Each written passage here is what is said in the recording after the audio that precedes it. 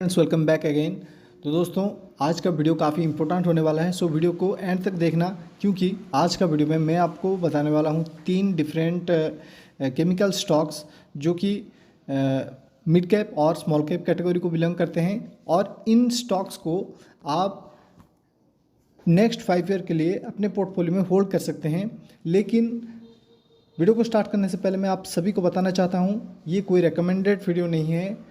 मैं अपना एनालिसिस आपको बताऊंगा इस वीडियो में, लेकिन आप खुद का एनालिसिस कीजिए या फिर अपने फाइनेंशियल एडवाइज़र का एडवाइस लेके ही उसके बाद किसी भी स्टॉक में निवेश कीजिए। तो फ्रेंड्स, ये जो 3 स्टॉक्स मैंने चुना है, ऐसे तो काफ़ी सारे स्टॉक्स जो कि इंडियन स्टॉक एक्सचेंज में लिस्टेड हैं, उनमें से काफ़ी केमिकल स्टॉक्स हैं, लेकिन उन सारे स्टॉक्स में से मैं 3 स्टॉक आपके लिए, तो ये स्टॉक्स मेरे पोर्टफोलियो में भी है। सो आई थिंक आपके पोर्टफोलियो में भी ये स्टॉक्स को अगर आप ऐड करते हैं तो काफ़ी अच्छा मुनाफा इन फ्यूचर कमाने के आप कैपेबल हो पाएंगे। सो वीडियो को स्टार्ट करते हैं। स्टार्ट करने से पहले मैं आप सभी को बताना चाहता हूँ, अगर आप चैनल पर नए हैं, अगर आप चैनल को सब्सक्राइब नहीं किए हैं तो चैनल को सब्सक्राइब कर लें, क्योंकि स्टॉक मार्केट रिलेटेड इसी तरह की वीडियोस हम इस चैनल पर आपके लिए लाते रहते हैं और आगे भी लाते रहेंगे। सो बेल आइकन को प्रेस करना ना भूलें, ताकि जब भी हम वीडियो अपलोड करें तब नोटिफिकेशन आप तक सबसे पहले पहुंच जाए। सो फ्रेंड्स, जो पहला स्टॉक मैंने चुना है वो पहला स्टॉक है Deepak nitrite limited. So Deepak nitrite is a chemical manufacturing company जो कि गुजरात बेस्ड कंपनी है, और ये लीडिंग मैन्युफैक्चरर है organic, inorganic and speciality chemicals की। जो कि हम अगर बात करें इस कंपनी की, इनकी जो केमिकल्स है जो कि वाइड रेंज में यूज होता है इंडस्ट्रियल एक्सप्लोसिव में, पेंट्स इंडस्ट्री में, cosmetics, polymers, optical brightening agent के तौर पर ये केमिकल्स, इनके केमिकल्स यूज होते हैं।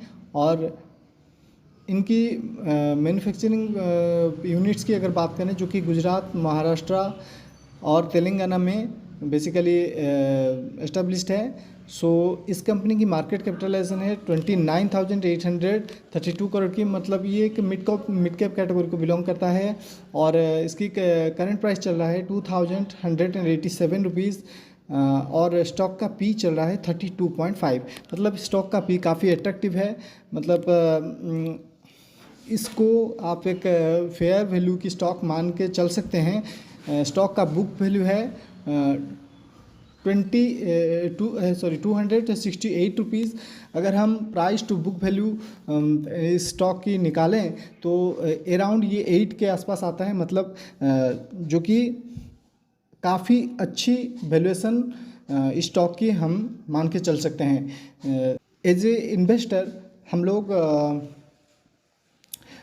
7 और 8 के आसपास के प्राइस टू बुक वैल्यू को एक अच्छी यूनिट मान के चलते हैं, और जो कि स्टॉक का पी है और पी भी बिलो 55 के है, तो काफ़ी अट्रैक्टिव वैल्यूएशन हमें स्टॉक की नज़र आता है। और डिविडेंड यील्ड की अगर बात करें तो डिविडेंड यील्ड 0.32% है।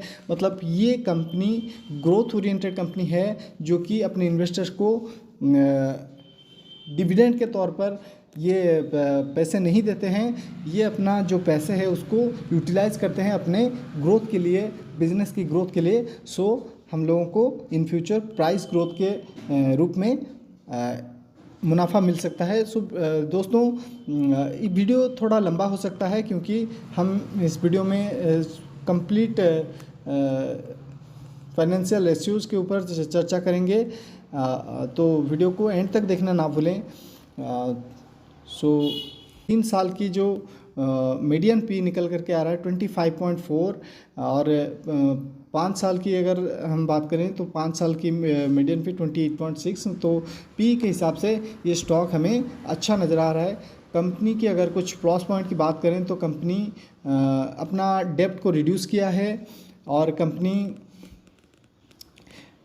प्रॉफिट 5 सालों की प्रॉफिट ग्रोथ CAGR को अगर देखें तो 87% की नज़र आ रहा है, तो काफ़ी अच्छा है।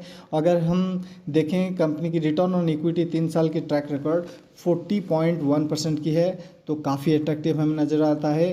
तो रिटर्न ऑन इक्विटी वो परसेंटेज है जो कि हमारी जो शेयर होल्डर्स की, इक्विटी होल्डर्स की जो पैसे हैं उसके ऊपर ये 40% की प्रॉफिट जनरेट कर पाने में कामयाब रहता है ये कंपनी, तो काफ़ी अच्छी है।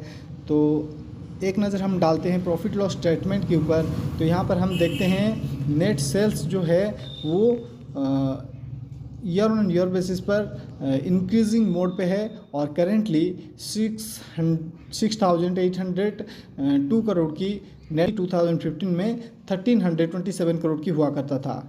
अगर हम बात करें ऑपरेटिंग प्रॉफिट मार्जिन जो कि 2015 में 11% की थी हुआ करती थी और करेंटली ये 24% की हो गया है, मतलब अराउंड डबल के आसपास हो गया है। तो मतलब ऑपरेटिंग प्रॉफिट मार्जिन वो मार्जिन परसेंटेज है दोस्तों जो कि कंपनी अपना ऑपरेशन एक्टिविटी को कंप्लीट करने के बाद जो प्रॉफिट जनरेट कर पाता है, इनमें टैक्स इंक्लूडेड है, तो वो अमाउंट को बोलते हैं ऑपरेटिंग प्रॉफिट मार्जिन।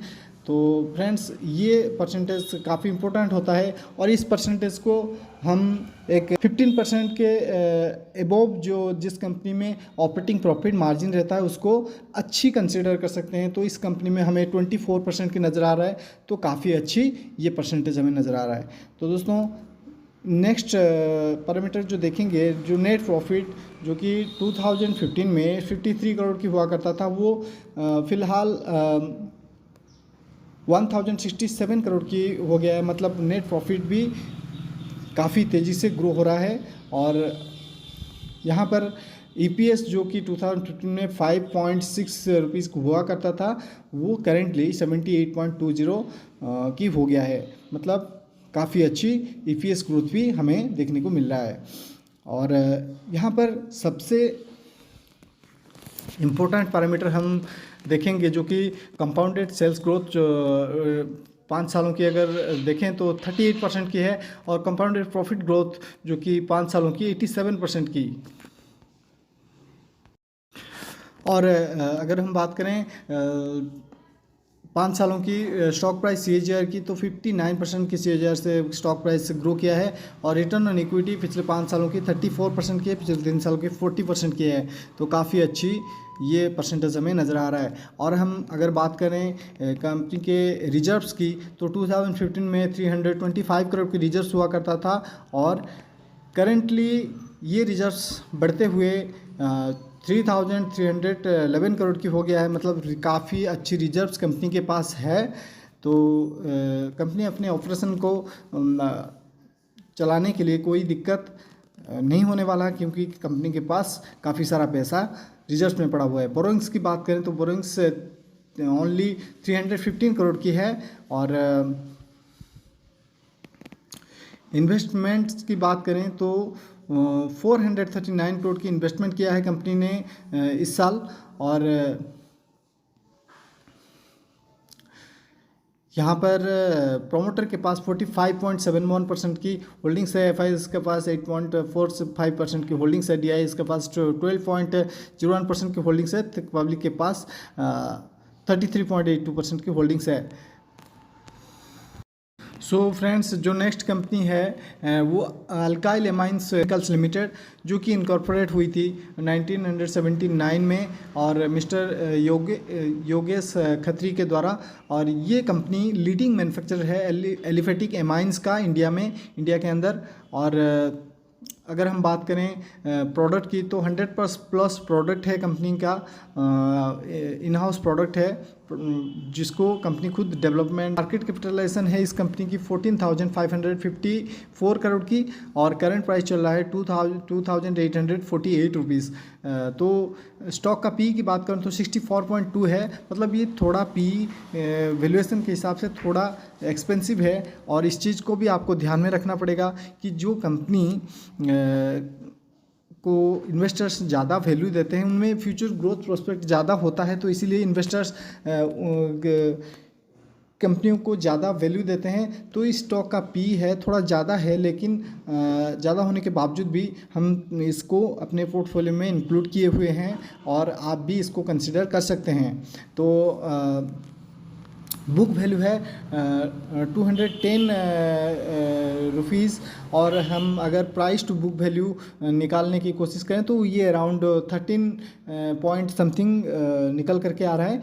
मतलब प्राइस टू बुक वैल्यू के हिसाब से भी ये थोड़ा एक्सपेंसिव नज़र आ रहा है, तो इसको हम कंसिडर कर सकते हैं, क्योंकि जो कंपनी में फ्यूचर ग्रोथ को हम नज़र में देखते हैं, क्योंकि ये लीडिंग मैन्युफैक्चरर है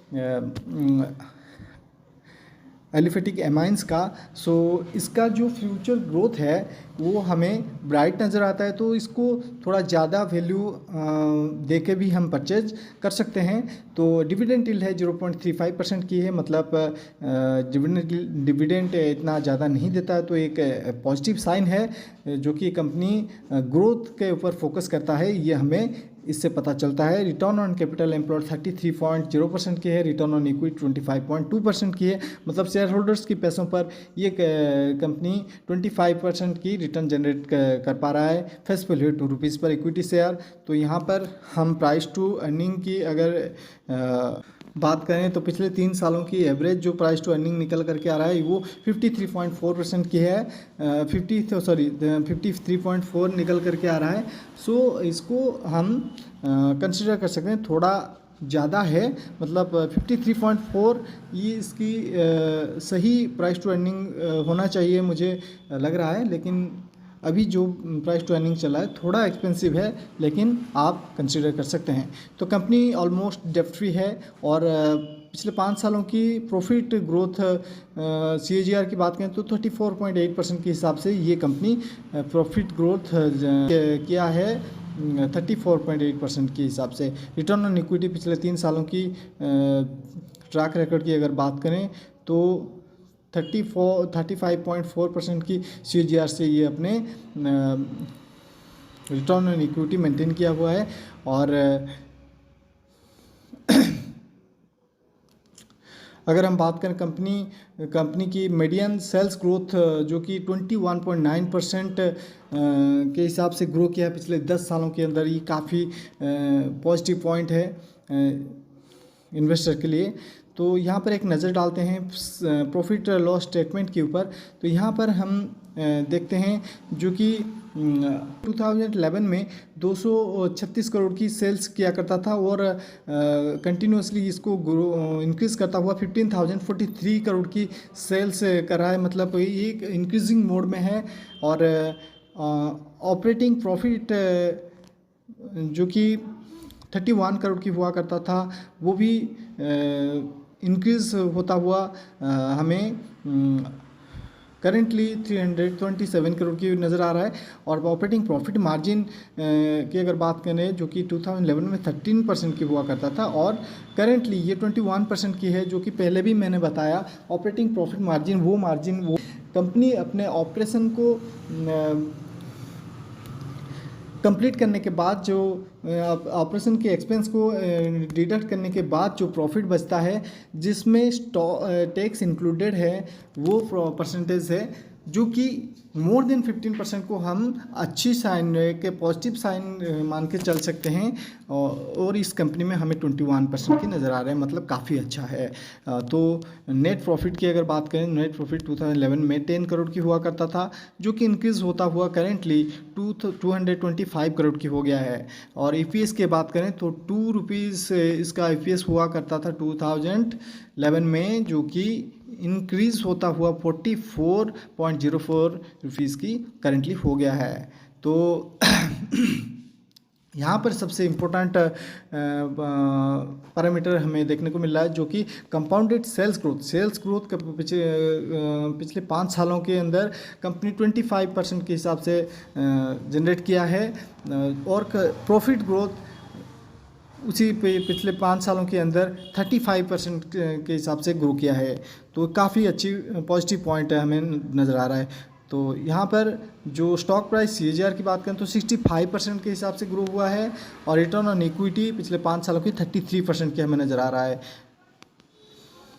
सो ओवरऑल पैरामीटर कंपनी का बहुत ही अच्छा है। रिजर्व की बात करें तो रिजर्व्स कंपनी के पास 2011 में 66 करोड़ की हुआ करता था, जो कि रिजर्व से इंक्रीज़ होता हुआ करेंटली 980 करोड़ की रिजर्व्स कंपनी के पास है। बोरोइंग्स उसके मुकाबले में 23 करोड़ की हुई है। तो ये एक बहुत ही पॉजिटिव पॉइंट है एक इन्वेस्टर के लिए, क्योंकि कंपनी के पास अच्छा खासा रिजर्व है, तो वो कंपनी अपने मुश्किल टाइम में, क्रूशियल मोमेंट में कंपनी को अपने ऑपरेशन चलाने के लिए कोई दिक्कत नहीं आएगा।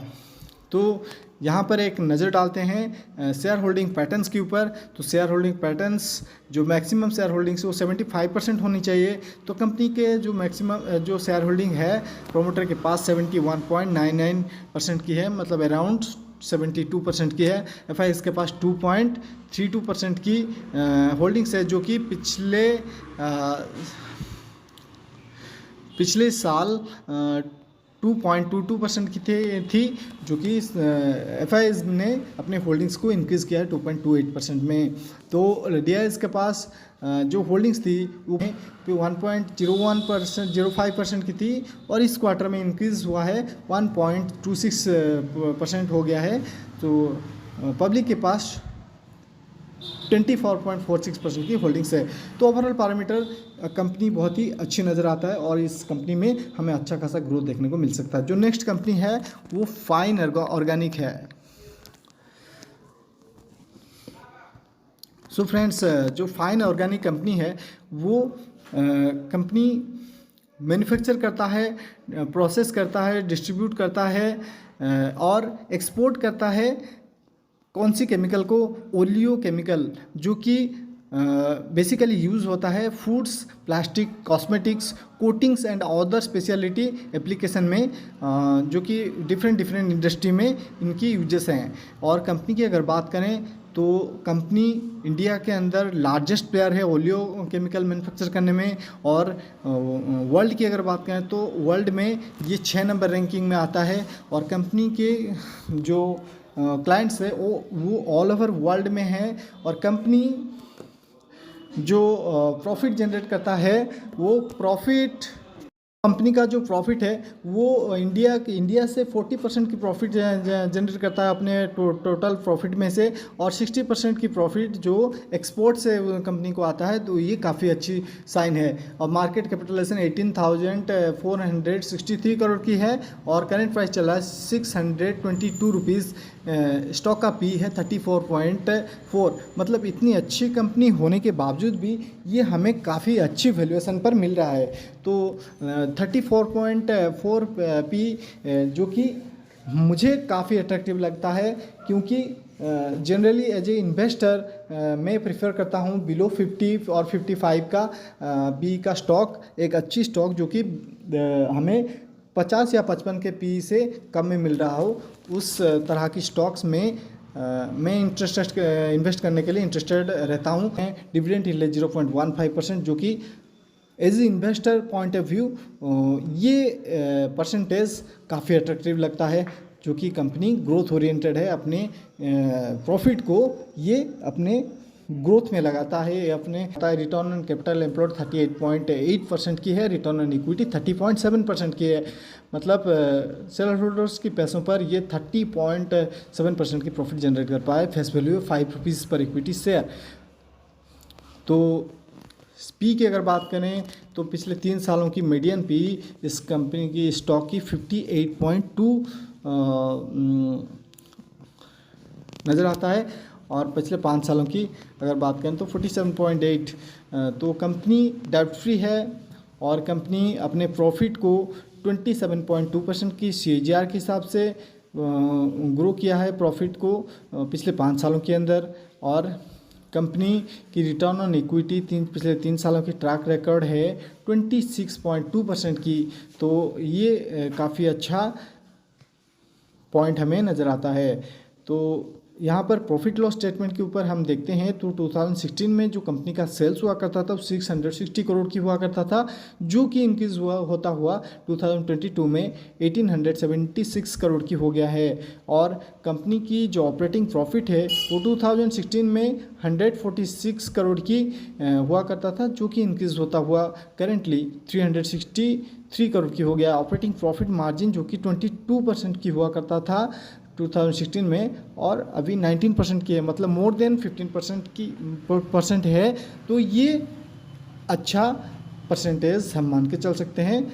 और नेट प्रॉफिट जो कि 2016 में 76 करोड़ की हुआ करता था, वो करेंटली ये 260 करोड़ की नज़र आता है। और यहाँ पर सबसे इम्पोर्टेंट पॉइंट जो कि कंपाउंडेड सेल्स ग्रोथ की अगर बात करें पिछले 5 सालों की, तो ये 19% के हिसाब से ग्रो किया है।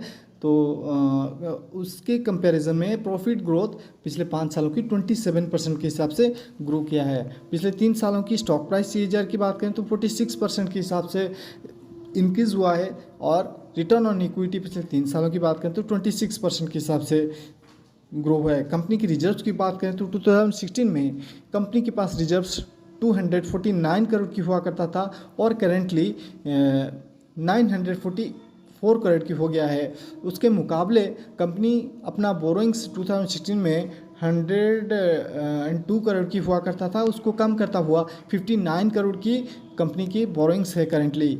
तो ऑलमोस्ट कंपनी डेब्ट फ्री है और कंपनी के पास अच्छा खासा रिजर्व्स है। सो ये पॉइंट हमें काफ़ी अट्रैक्टिव लगता है। अगर हम बात करें कंपनी की प्रोमोटर होल्डिंग की, तो कंपनी के पास 75% की होल्डिंग्स प्रोमोटर के पास है, FIs के पास 7.20% की होल्डिंग्स है, DIs के पास 10.94% की होल्डिंग्स है, पब्लिक के पास 6.86% की होल्डिंग्स है। सो फ्रेंड्स, ये 3 कंपनियां मैंने आपके लिए चुना था, जो कि इन कंपनियों को मैंने नेक्स्ट 5 ईयर के लिए इसमें इन्वेस्ट मैं खुद किया हूँ। आप अपने रिसर्च करके इन स्टॉक्स को चूज कर सकते हैं। मेरे पॉइंट ऑफ व्यू से ये काफ़ी बेहतरीन कंपनियां हैं। सो मिलते हैं दोस्तों अगले वीडियो पर। अगर आपने चैनल को सब्सक्राइब नहीं किया है तो चैनल को ज़रूर सब्सक्राइब कर लें और वीडियो को लाइक कर दें, बेल आइकन को प्रेस कर दें। सो मिलते हैं नेक्स्ट वीडियो पर। जय हिंद।